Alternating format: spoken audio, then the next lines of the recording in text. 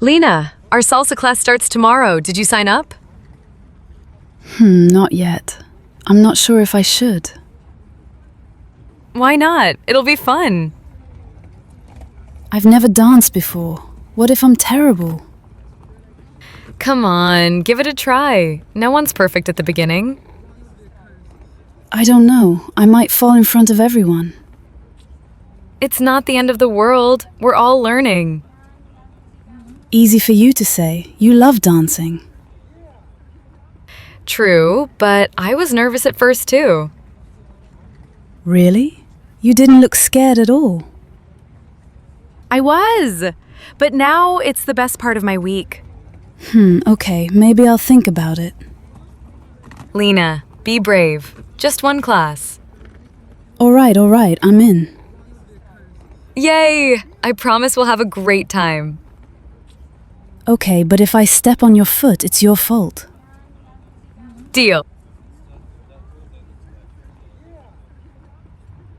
Let's review the words.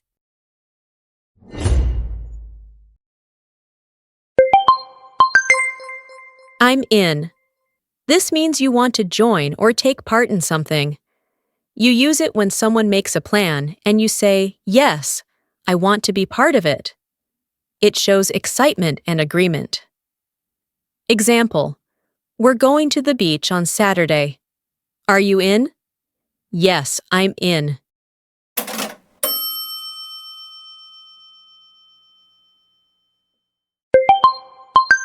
It's not the end of the world. This means something bad happened, but it's not a big problem. You say it to help someone feel better. It's used when people feel sad or upset about small mistakes.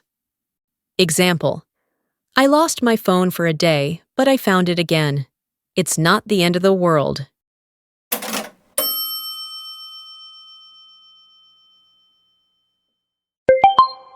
Give it a try.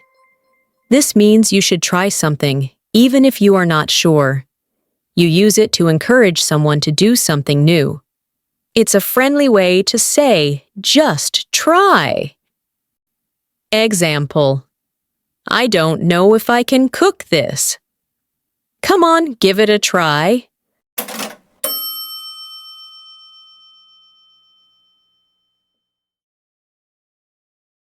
Now that you know the 3 new expressions, let's listen to the dialogue again.